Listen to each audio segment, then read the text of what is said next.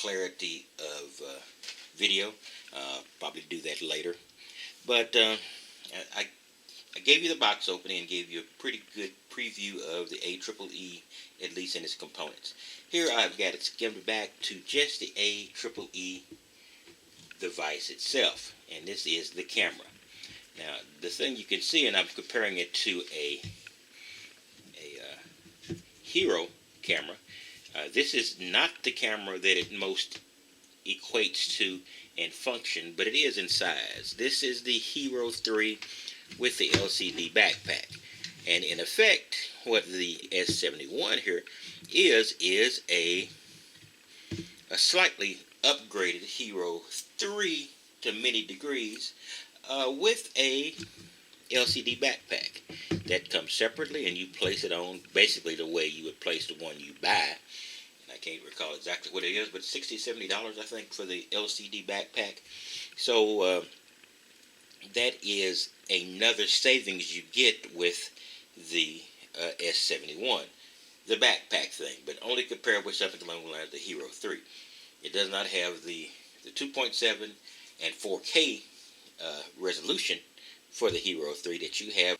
So putting it to the side, I will now compare it to the device where it's functionally most comparable, and that is the Hero4 Silver.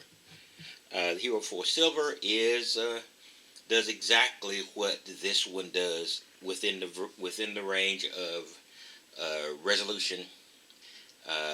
This is will give you a 15 frames per second and 4K.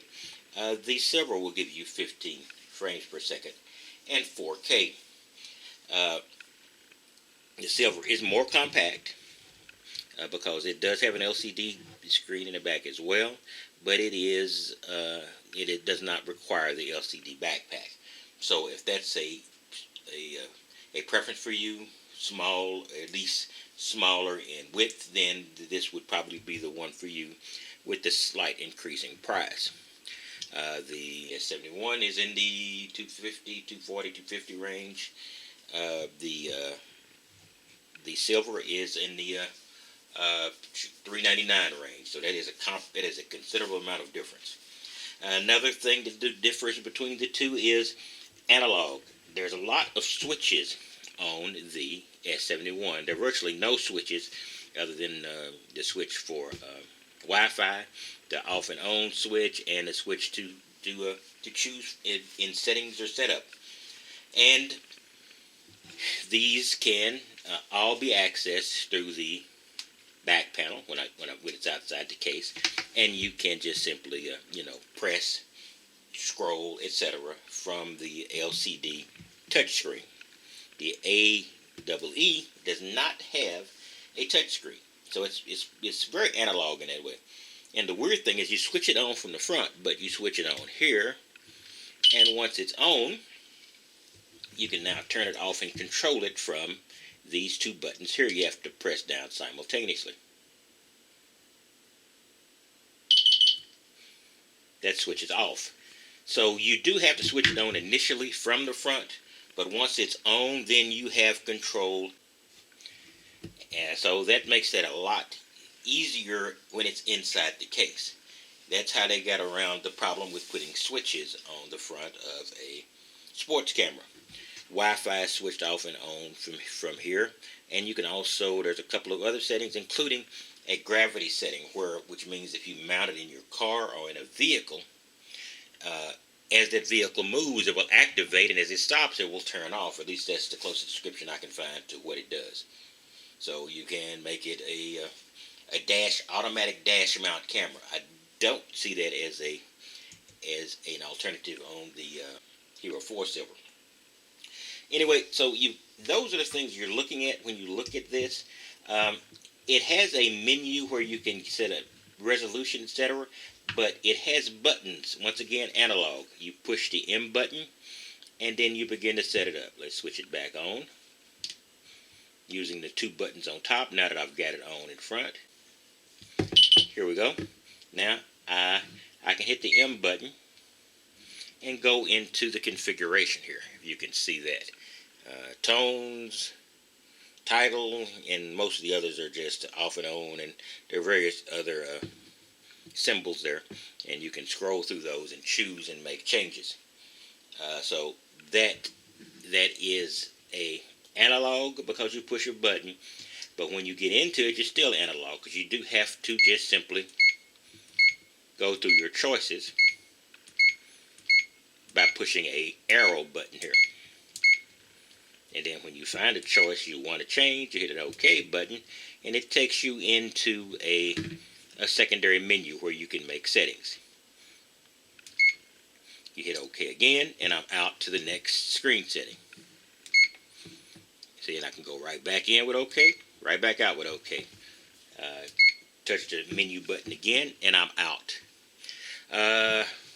If you're familiar with I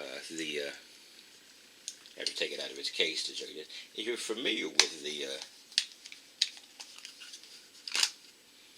Hero4 Silver, you can just you can switch it on.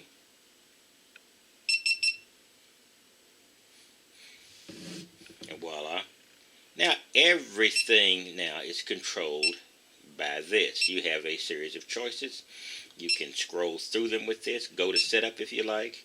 And now you basically do very similar. You go up and down using one or the other of the keys. Using the off on button, I can scroll down through the choices. But on the back, I have a nice little addition here. I'm going to unlock my screen. And I can make choices by simply using the touch screen. Makes it somewhat simpler. All right, just in case you haven't seen the way the Heroes work, those with LCD screens, I just wanted to give you a quick little view of it. So, even that has individual backpack, but it's not touch activated like the others. So if I go to menu, I'm not touching things and moving things around by touching the LCD screen. So that's if that's a drawback to you, that's cool. Now, functionally, I don't see a lot of difference in the choices made. I haven't analyzed the choices to see if you get the same result. I'll just hold the button down here and switch it off. So it's a much simpler interface, but it doesn't necessarily make it easier because the Hero interface is something you really have to get familiar with, and sometimes it's still frustrating to me. And yes, unless I use the LCD screen in the back. The front menu is a very frustrating thing. So I just wanted to give you a quick functional comparison of the two, and I am going to see if I can arrange a way to create a couple of videos and use the 15 frame per second 4K on the Silver and on the AEE S71 or AEE 71, and then we'll compare views. I don't imagine it's going to be much. When you try to compete with a company like Hero with probably a much bigger R&D budget, what you do is you take shortcuts, and there's nothing wrong with this. So I can go there. I can switch it off from the front, and now it's off. And those alternatives are switches and arrows and mechanical things. You still have the LCD screen with the computer images, but your procedure is mechanical. So that's what they've done with the AEE. So in case you are interested in that, I thought that'd be a quick functional show of the difference.